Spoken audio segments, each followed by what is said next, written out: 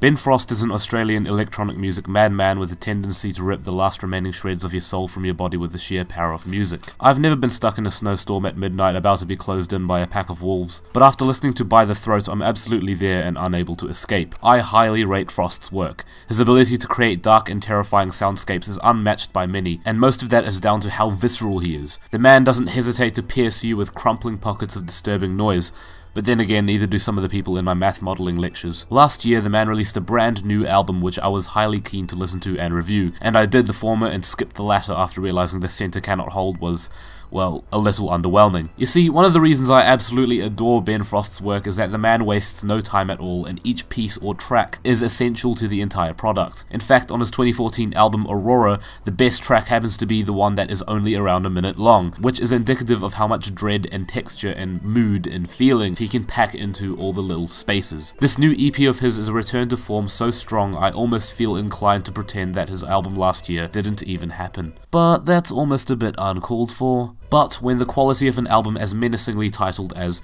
All That You Love Will Be Eviscerated is just that aggressively good, you end up kind of believing it. The thing is that this EP has tracks that I might safely describe as some of the most beautiful he's done so far. There are moments on the opener that have a synth gleaming so brightly it's like the audible equivalent of a high beam at nighttime, and yet the soundscape has such a brooding darkness hiding behind it that it reminds me too viscerally of the sound that plays when you have a startup error on the PlayStation. And yet, to be entirely honest, I don't know which of the two are more terrifying to listen to. And just when you thought there wasn't enough to be terrified about, Self-Portrait in Ultramarine flies in like a banshee, and icy, shrill synthesizers sounding like knives being scraped across concrete floors make my skin crawl. And while the next two tracks in the middle of the EP settle the mood a little bit more and become a little bit more tranquil, Frost is sure to let these more soft-spoken tracks fall snugly within the flow of the EP by making them lead right onto the next track, An Empty Vessel to Flood, which is just classic Ben Frost, throwing us back to a By the Throat era sound, as well as atmosphere. It is the final track, however, that gives me the strongest feeling of dread, where I genuinely feel as if humanity is being ripped away violently, thanks to what sounds like a pained and heavy,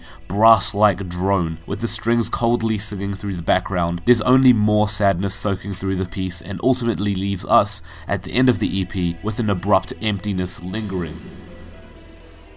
There is absolutely devastating material on this new Ben Frost EP, and it's something to behold, which might be expected from me, a longtime fan, but if you are yet to experience his music, I highly suggest checking out his work, which is able to create vivid and violent soundscapes that make your fingers suddenly turn cold. I'm gonna give this EP a freezer-burned 8 out of 10.